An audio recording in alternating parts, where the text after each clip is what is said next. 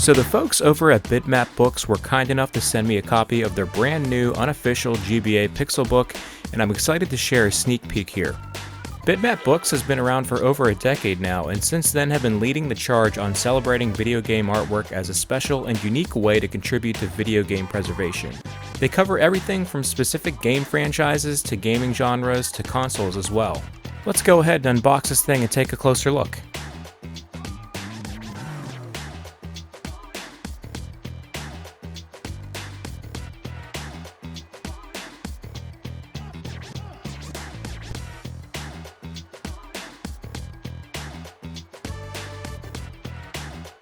So here is the Unofficial GBA Pixelbook, which is hardback and comes with its own really nice slipcover. The definitive collection for Game Boy Advance and retro gaming fans, with hundreds of images, maps, articles, and analyses on the handheld console that made 2D pixel graphics trendy again. On the back it reads, "The Ultimate GBA Compendium." More than 240 games, almost 4,000 images, 300 pages, packed full of concentrated retro gaming power. And to touch on that quickly, yeah, the GBA arrived at a time where gaming had sort of moved on from 2D pixel art for a half decade or so already with the PlayStation and N64 takeover, but it was great to see that the handheld could recapture the look and feel of those 16-bit SNES and Genesis games that created a lasting impact. I've picked out pages for some of the games that stood out to me on my first read-through, so let's take a look at those. Starting with Metroid Fusion, these two pages were laid out sideways, but they're using this spread to call out the beginning of the game's cutscenes that set up Samus' situation for the story. What I love about Metroid Fusion is how the character and environment design lends itself so well to the pixel art. Definitely one of my all-time favorites.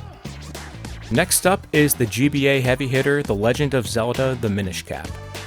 Unfortunately for the Zelda franchise, the Minish Cap still remains one of its most overlooked titles, which is a shame because it is nonetheless a high-quality Zelda game. You can't argue that this pixel art looks anything short of outstanding, and some consider this game to have the very best among the entire GBA library. I don't know where I'd rank it, but it's definitely up there.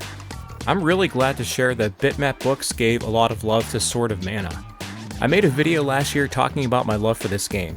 It's a remake of Final Fantasy Adventure, an early 90s Game Boy game that predates the actual Mana franchise. And even if the game itself has some issues that are very difficult to look past, you have to admit that they nailed the pixel art. Go check out that video if you haven't yet. Confession time. Just before this book arrived, I had started working on a Boktai video. Boktai is definitely a well-reviewed game, but I still feel like it gets overshadowed by so many other GBA games. I think a lot of that has to do with accessibility and its cartridge uniqueness. It never got re-released and continues to elude modern consoles. But as you can see, it's a great looking isometric game representing the spooky genre. Look out for that video soon. And of course we've got Pokemon, a franchise needing no introduction. I'll admit that Gen 3 is not my favorite, but the leap from Game Boy Color to Game Boy Advance did wonders for the series. They hold up so well because of it. I really dig that there's essentially a pixel art catalog of the entire Pokédex here. These sprites are truly timeless. Here's another GBA classic, Mario & Luigi Superstar Saga.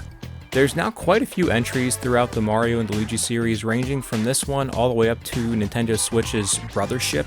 But if you go back to this now, it's fun to revisit the roots of the series. Even though there is Super Mario RPG as well as Paper Mario, in my opinion, it's the pixel art of Superstar Saga that reigns supreme. They even made a polished 3DS remake of it, but truthfully, I'm fine going with this version. You can't talk about the Game Boy Advance without mentioning Golden Sun. While there were a sea of RPGs in this handheld library, Golden Sun and its sequel always tend to be rated the most epic. The gameplay was entertaining, there was lots to find and uncover, and there was even a unique battle system that you really could dive deep into if you wanted to master. Is there anyone who doesn't want to see this franchise make a comeback?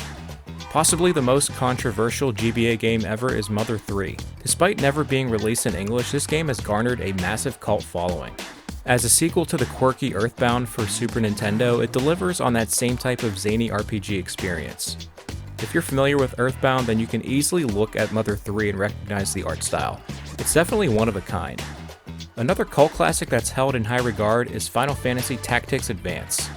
Final Fantasy was already a big name in gaming in the 90s and early 2000s, but after having distanced themselves from Nintendo for a little, developer Square Enix came back for this Final Fantasy spin-off. Tactics is in the title, so you can guess what kind of game it is. But fans revere this one not only for the superb isometric style and pixel art, but it's totally loaded with content. Synonymous with the GBA in its launch year is Advance Wars. It took a while for Advance Wars to become available to us here in the West, but the series had seen entries in Japan prior to. Nintendo finally decided we were ready for a turn-based strategy title to support the GBA library, and from there it spawned 3 more games and most recently a GBA remake. One charismatic character who really shined on the GBA was Wario.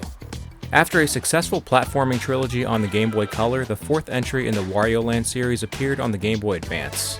The gameplay is excellent, but the pixel art and animation might actually steal the show here. The WarioWare games were also great, but that series managed to remain relevant after this era. Would anyone else like to see a modern-day Wario Land 5? The first time Sonic crossed paths with Nintendo was courtesy of the GBA. Sonic Advance was a huge deal for that exact reason, and it led to an entire trilogy as well as a few spin-off games. But it's the Sonic Advance series that GBA fans will remember the most. Over time, Sonic's design hasn't changed all that much, but for me, I will always rank his Sonic Advance pixel art look more than any others. A marquee Game Boy Advance game that may or may not reign supreme was Metroid Zero Mission. Nintendo made the best decision in 2004 to remake the original 1986 NES Metroid for the first time. It made total sense for it to happen on the GBA hardware due to the fact that we were essentially past 2D gaming with the exception of this handheld. So therefore Zero Mission was a hit. It fixed issues that made the original tough to get into and also looks amazing. The best way to get into Metroid is for sure with this one. If there is one flawless GBA triple threat, it must be Castlevania. Between 2001 and 2003, each year there was a new one to sink your vampire teeth into. Bad puns aside, Konami hit home runs with each one and saved the best for last with Aria of Sorrow. These games have flat out some of the best graphics in the entire library, and luckily they are all bundled together in the Castlevania Advance trilogy, which is very affordable on the eShop, so do not miss out if you haven't played them before. How about a Game Boy Advance deep cut? Drill Dozer, like Boktai, was well reviewed, but never seems to be in any conversation for best GBA game. But it's certainly worth your time as it offers fun platforming gameplay with a unique twist. The cartridge has a rumble pack.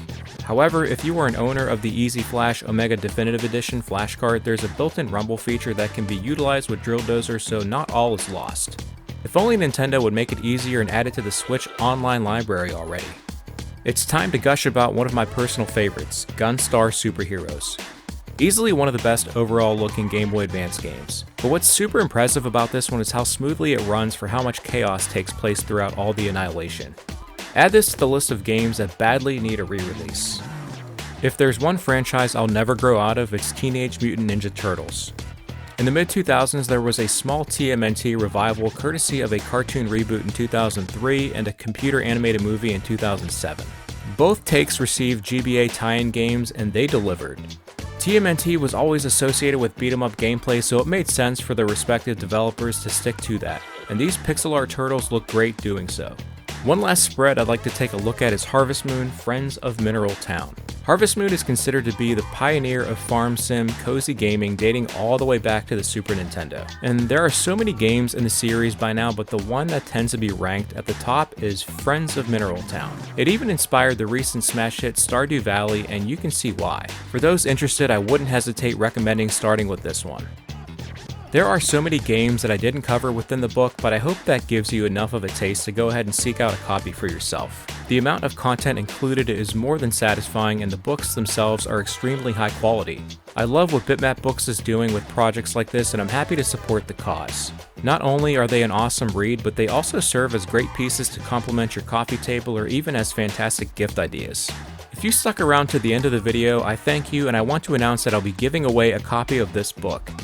All you have to do is subscribe, click the thumbs up button, and leave a comment down below letting me know what is your single favorite pixel art style on the Game Boy Advance.